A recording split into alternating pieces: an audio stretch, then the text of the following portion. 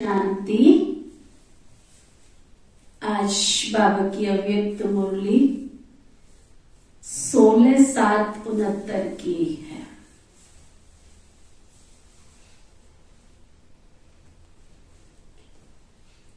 विशेष मधुबन निवासी गोपों के साथ अव्यक्त बाप दादा की अव्यक्ति रूहान है। आज किस लिए निमंत्रण दिया है बाबा पूछ रहे हैं। मिलने के लिए बुलाया है या और कोई लक्ष्य है। आप सभी इस संगठन में किस निमंत्रण पर आए हो। मधुबन निवासी गोपों का किस लक्ष्य से यहाँ पर समागम हुआ है। बाप दादा तो इसलिए आए हैं कि आप सभी बच्चों का परिवर्तन समारोह है। तो परिवर्तन समारोह में आए हुए भट्टी में किस लिए बैठे थे। परिवर्तन के लिए। तो आज परिवर्तन समारोह में मिल रहे हैं। परिवर्तन की उत्कंठा सभी में बहुत अच्छी है। उत्साह भी है और हिम्मत भी है। आज की भट्टी के चार्ट से ये देखने में आ रहा है इन गोपों के परिवर्तन के उत्साह से दादी प्रकाश मणि जी बैठे हैं। उनको बाबा बहुत प्यार से कुमारिका कहते थे। तो बाबा उनसे कह रहे कि आपको देखने में क्या आता है। जैसे आंधी को देखकर मालूम पड़ता है ना कि वर्षा आने वाली है ना। ये भी एक अच्छी बात है। जब बरसात आनी हो तो उससे पहले तूफान आंधी जरूर आएगी। इस परिवर्तन के उमंग से भी आप क्या समझती हो। परिवर्तन क्या पहचान देता है। इस परिवर्तन का उमंग खास इस बात की पहचान देता है कि अभी प्रत्यक्षता का समय नजदीक है। पहले प्रत्यक्षता होगी, फिर इस सृष्टि पर स्वर्ग प्रख्यात होगा।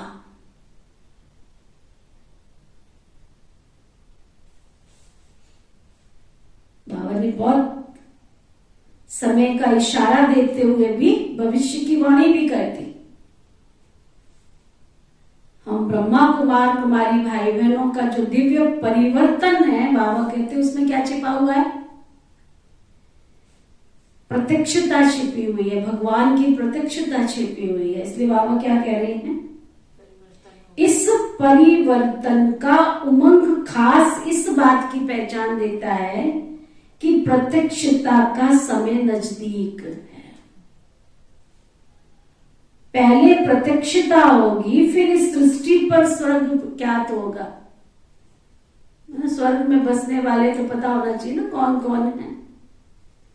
जैसे कोई घर बनाते हैं तो घर किसका बन रहा है।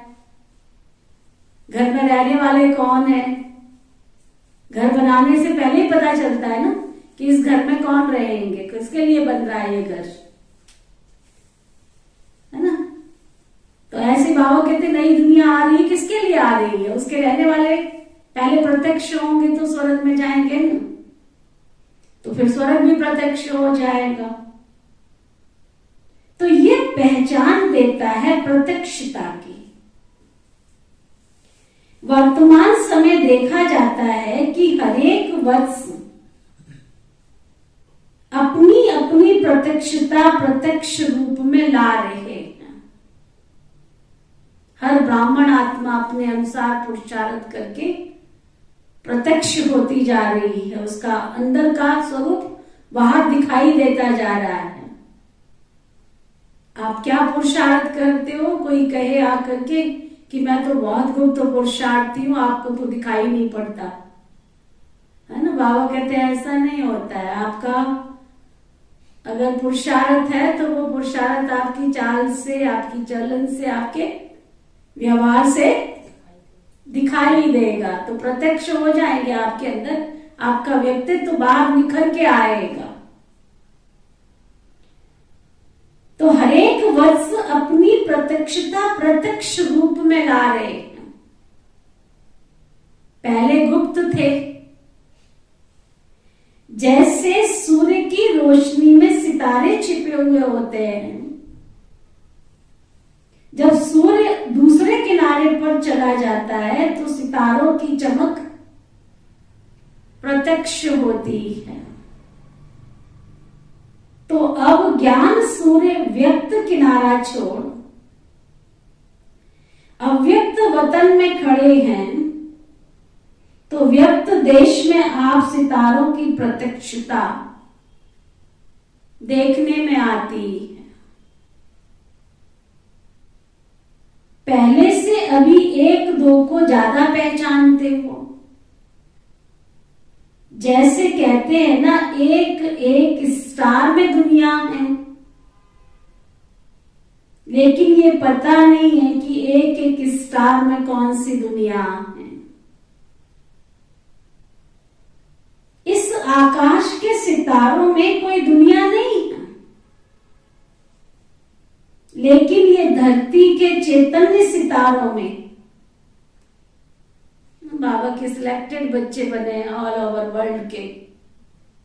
एक एक बच्चे की अपनी कहानी है, एक एक स्टार में एक एक दुनिया छिपी पड़ी है। किसी भी भाई बहन को लेके बैठो, उसका अनुभव सुनो बाबा का बच्चा बनने का।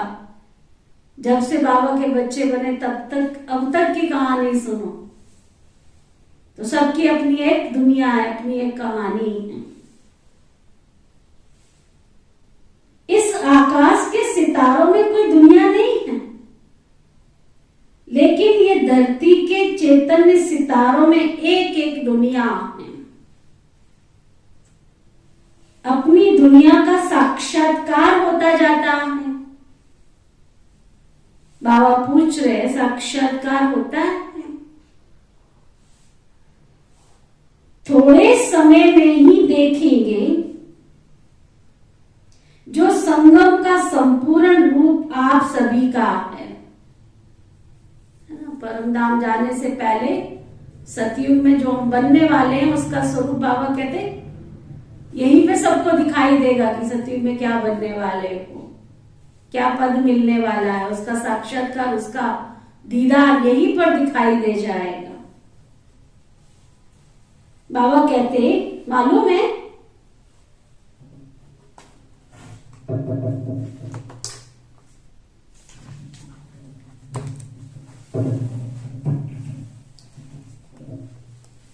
संगम का संपूर्ण स्वरूप कौन सा है? शक्तियों और पांडवों के रूप में। तो ये संगम का जो संपूर्ण स्वरूप है वह अप्रत्यक्ष आप सभी को अपने में महसूस होगा। खुद को भी पता चलेगा कि अब भविष्य में क्या बनने वाले हैं, क्या पद मिलने वाला है। हमको मालूम पड़ेगा हमारे कौन से भगत हैं और कौन सी प्रजा है। कितना गहरा राज है ना।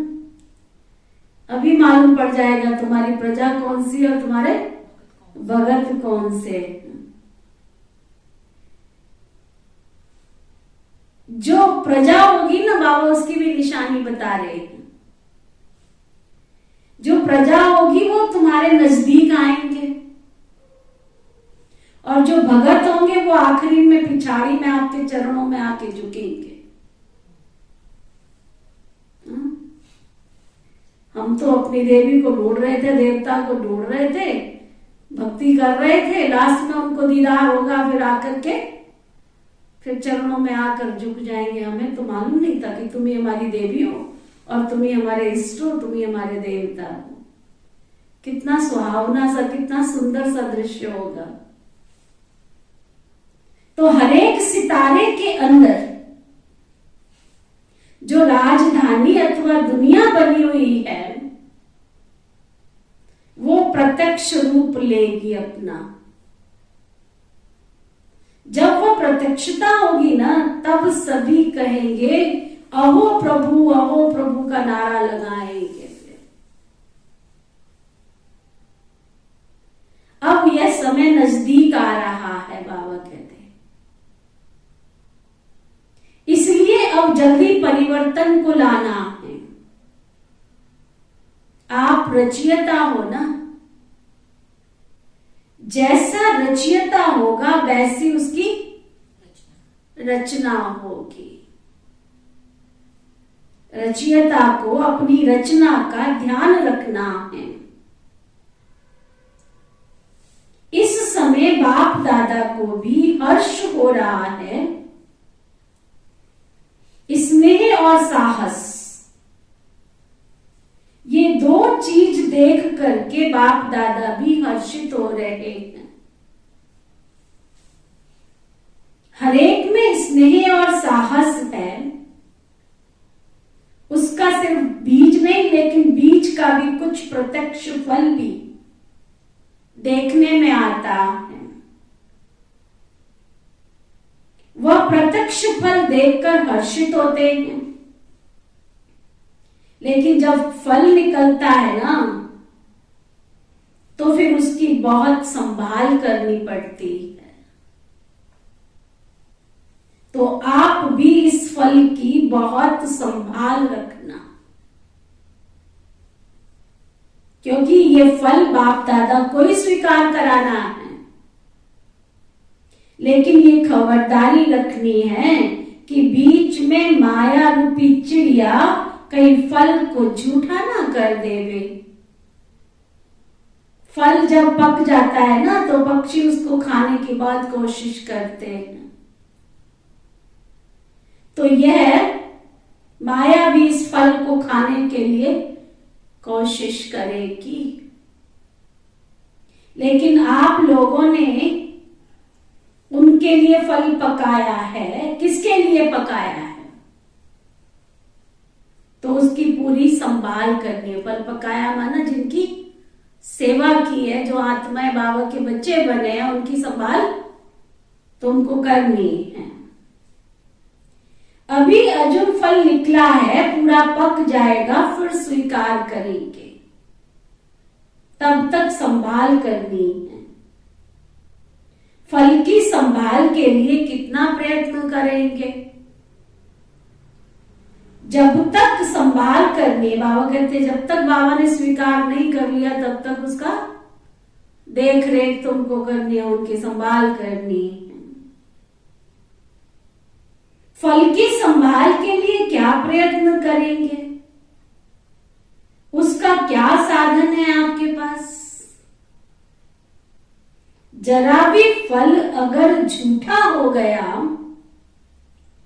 फिर स्वीकार थोड़ा ही होगा, है ना? भोग में कभी झूठा फल रखते हैं क्या? तो झूठा फल से मतलब अगर कोई बाबा का बच्चा बना और उसके बाद विकारों के वशीभूत हुआ, तो उसको भगवान थोड़ी स्वीकार करेगा। कितनी गहरी बात है ना? बहुत गहरी सूक्ष्म बात है कि बाबा के बच्चे बने और उसके बाद फिर विकारों के वशीभूत हुए, तो भगवान उन आत्माओं को स्वीकार करेगा क्या? कितनी गहरी बात है। इसलिए आशय व सुनंती कथनती और फिर भागंती हो जाते, चले जाते भगवान के दर से। बाबा कहते हैं जरा भी फल अगर झूठा हो गया तो क्या फिर उसको स्वीकार करेंगे? अब उम्मीद तो बहुत अच्छी है। सभी के मस्तक पर आत्मा का सितारा चमक रहा है। उम्मीदों का सितारा चमकता हुआ बाप दादा देख रहे हैं। सिर्फ सितारे के आगे बादल को नहीं आने देना, नहीं तो सितारा छिप जाएगा। यह जो उम्मीद का सितारा चमकता हुआ देखने में आ रहा है ना,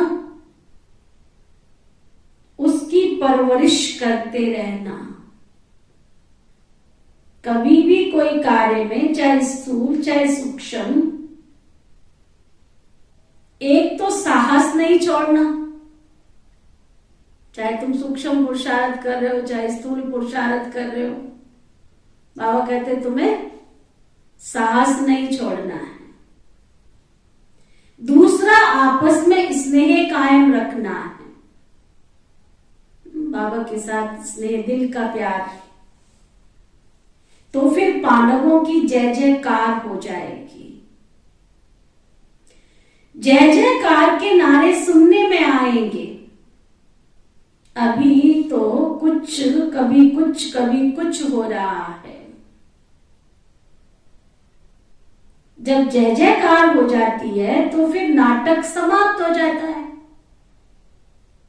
फिर आप सभी की अव्यक्त स्थिति का झंडा दूर से देखने में आएगा। बाबा कहते हैं अगर आपने पुरुषार्थ किया है और इस देह में रहते हुए देह से न्यारेपन का अभ्यास करते हो, या आवाज से न्यारेपन का अभ्यास करते हो, तो बाबा कहते वो फिर अव्यक्त स्थिति का झंडा दूर से देखने में आएगा। आप सभी की अव्यक्त स्थिति, एक रस स्थिति का झंडा सारी दुनिया को लहराता हुआ देखने में आएगा। आज तो यह परिवर्तन की प्रतिज्ञा का कंगन बांधा है, ये सदा अविनाशी रखना। बाबा कहते कि मैं परिवर्तन होना ही है, मुझे परिवर्तन होना है। दुनिया कुछ करे ना करे, सामने वाला परिवर्तन करे ना करे, परंतु मुझे किसी भी हाल में परिवर्तन होना ही है। कंगन उतारना नहीं है। कोई भी कंगन बांधते हैं तो जब तक वह कार्य सफल ना हो तब तक उतार नहीं सकते। तो ये कंगन भी कभी उतारना नहीं, जब तक संपूर्ण नहीं बने तब तक लक्ष्य रखना है कि मुझे अपने आप का परिवर्तन करना है। आगे चलकर बहुत अच्छी सीनरियां देखने में आएंगी, लेकिन वह सीनरियां आपके परिवर्तन ही नजदीक लेकर आएंगी। जो बाबा कहते वातावरण में रोज कुछ ना कुछ ऐसे दृश्य आएंगे, कभी कोरोना तो कभी ओम कोरोना, पता नहीं कितनी सारी घटनाएं, दुर्घटनाएं, जिनको बाबा यहाँ पर शब्द दे रहे हैं सीनरी। बहुत गहरा राज बाबा बताने जा रहे हैं। लेकिन वो सीनरियां आपका परिवर्तन ही नजदीक लाएंगी। अपनी वैल्यू का भी तुम्हें पता पड़ेगा कि तुम्हारी वैल्यू क्या है। अभी तो लोग समझ नहीं पा रहे हैं ना कि इनकी वैल्यू क्या है। जब घटनाएं आएंगी, दुर्घटनाएं होंगी, समस्याएं आएंगी, है ना, विपरीत परिस्थितियां होंगी, तब बाबा कहते तुम्हारी वैल्यू भी उनको पता पड़ेगी कि तुम कितने वैल्यूबुल बने हो। जब अपनी वैल्यू का पता पड़ेगा ना, तब तुमको नशा चढ़ेगा।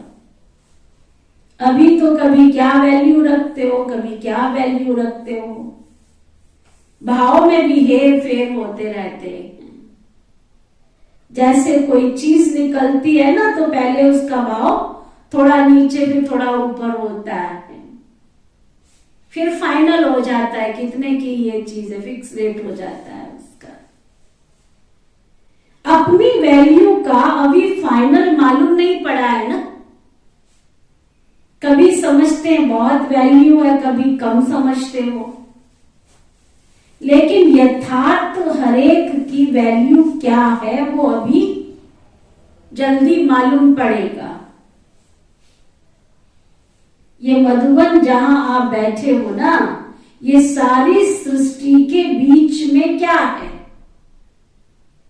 मधुबन है बाप दादा का सारी दुनिया के बीच में बड़े प्यार से बनाया हुआ शोकेस। शोकेश में बहुत अच्छी अच्छी चीजें रखते हैं ना, और सभी चीजों से ऊंची चीज शोकेश में रखते हैं।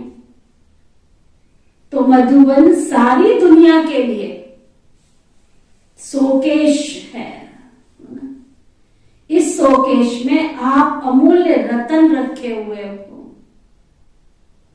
ये मालूम है कि हम मधुबन के शोकेश के अमूल्य रतन हैं।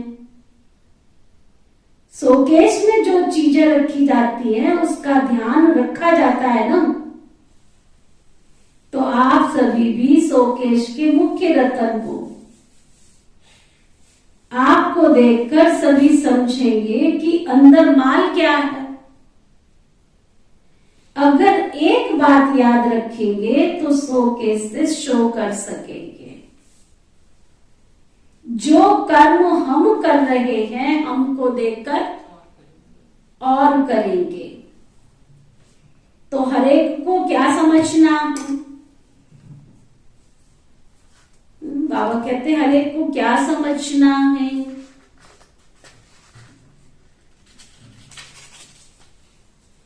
मैं अकेला नहीं हूं। हाँ, कोई भी कर्म करने से पहले बाबा कहते ये नहीं सोचना। बाबा कहते अकेला नहीं हूं।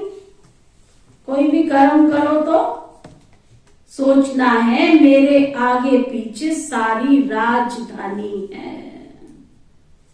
मैं कोई अकेला कर्म नहीं कर रहा हूं, और मेरे कर्म का प्रभाव सारी मेरी राजधानी के ऊपर पड़ेगा।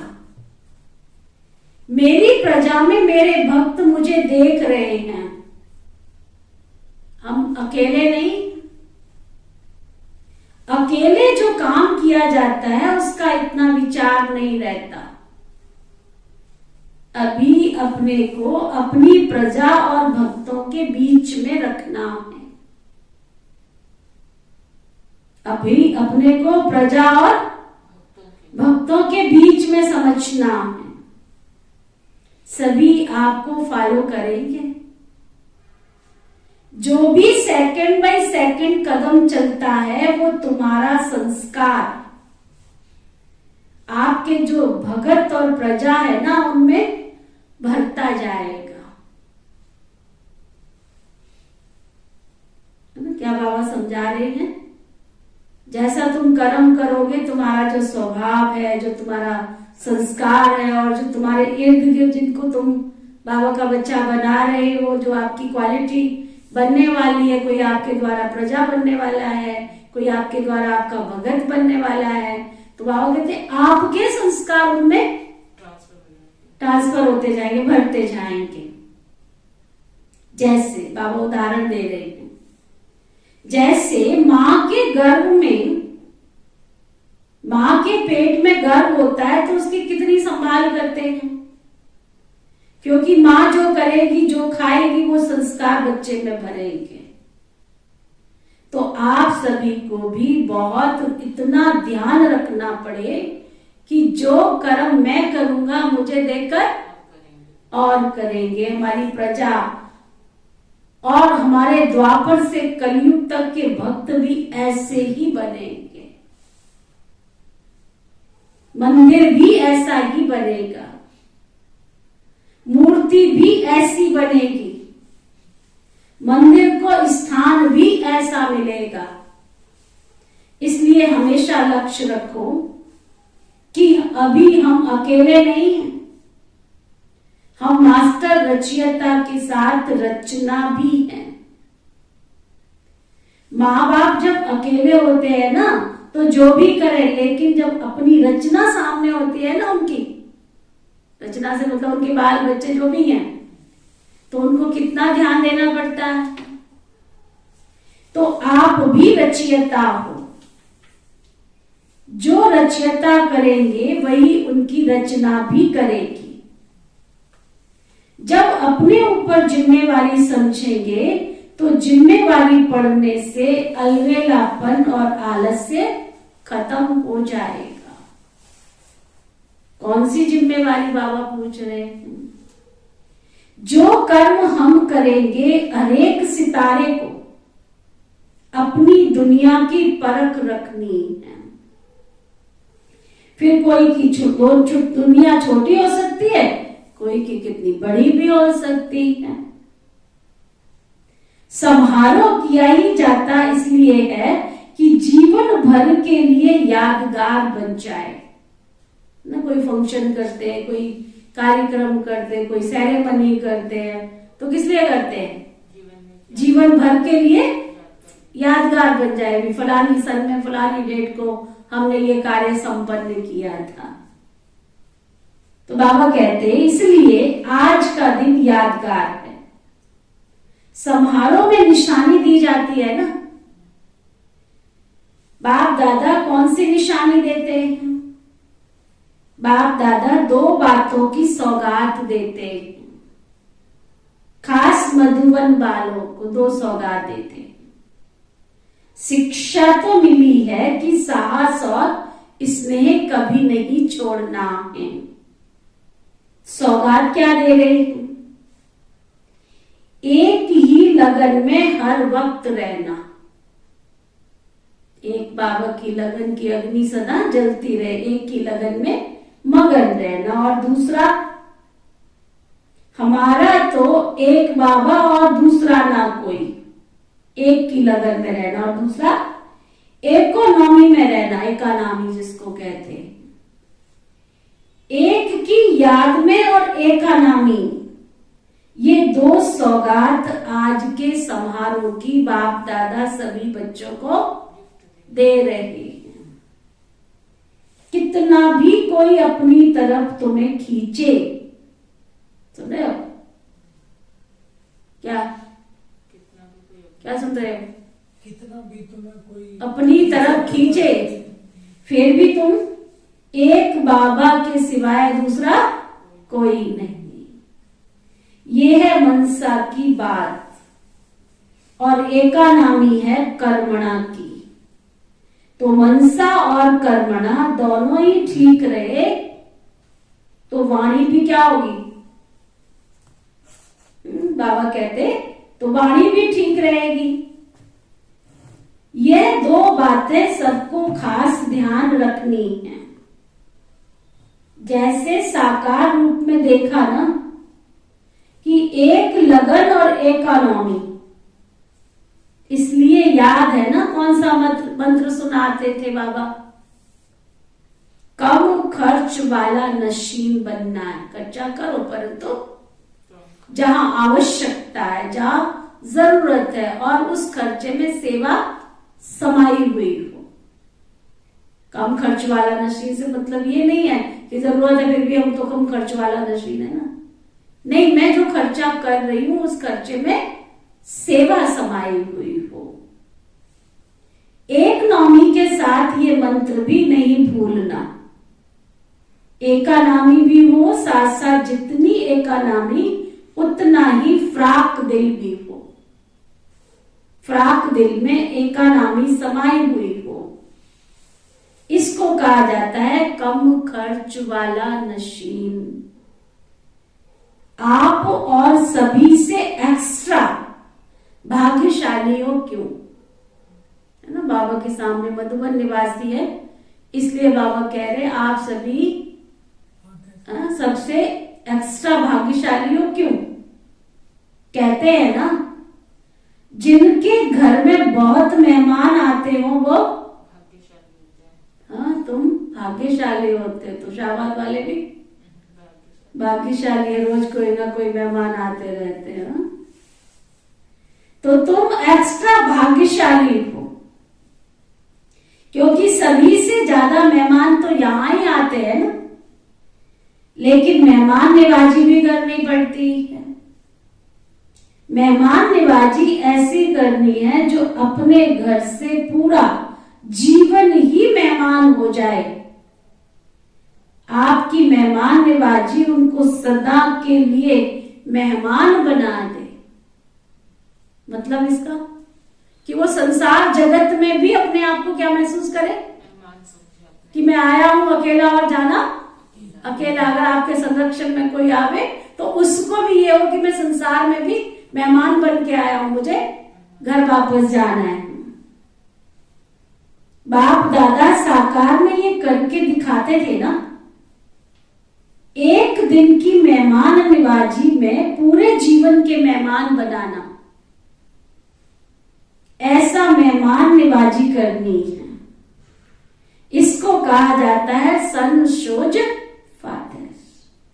अच्छा, इस क्लास के अंदर सभी से ज्यादा पुरुषार्थी कौन है? नंबर 1 कौन है? 1-2 से सभी अच्छे हैं। ये तो बहुत कमाल की बात है। यही ग्रुप है जो सभी ने नंबर 1 नंबर उठाया है, क्योंकि कोई ने किस बात में पुरुषार्थ किया, कोई ने किस बात में पुरुषार्थ किया, इसलिए सभी नंबर 1 हैं।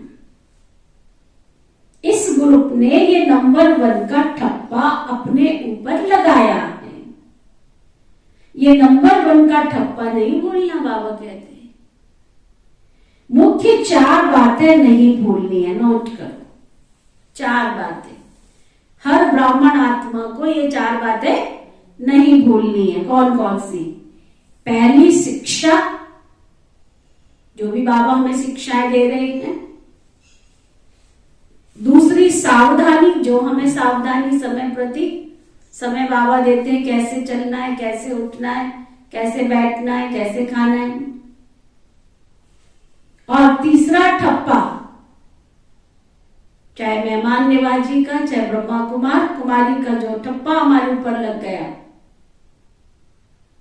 नंबर 4, 1-2 को आगे कर सदा उन्नति को पाना है। हमने ठहरना नहीं है, उन्नति को पाना है। ये 4 बातें कभी भी भूलनी नहीं है, समझा? अच्छा, तो आज की बाबा की मुरली का सार क्या हुआ? नोट करो सभी। सार, आज की मुरली का सार। जब जय जयकार हो जाती है तो फिर नाटक समाप्त हो जाता है। फिर आप सभी की अव्यक्त स्थिति का झंडा दूर से देखने में आएगा। आप सभी की अव्यक्त स्थिति, एक रस स्थिति का झंडा सारी दुनिया को लहराता हुआ देखने में आएगा। आज जो ये परिवर्तन की प्रतिज्ञा का कंगन बांधा है, ये अविनाशी कंगन सदा साथ रखना। कंगन उतारना नहीं। कोई भी कंगन बांधते हैं तो जब तक वो कार्य सफल ना हो तब तक उतार नहीं सकते हैं। तो जब तक नई दुनिया नहीं आएगी तब तक हमको मुझे परिवर्तन करना है, करना है, करना है। एक ही धुन किसी की ना सुन, मुझे परिवर्तन करना है, मुझे बाबा जैसा बनना है, मुझे बाबा की शिक्षाओं को अपने अंदर धारण करना है। ओके, ओम शांति शांति शांति।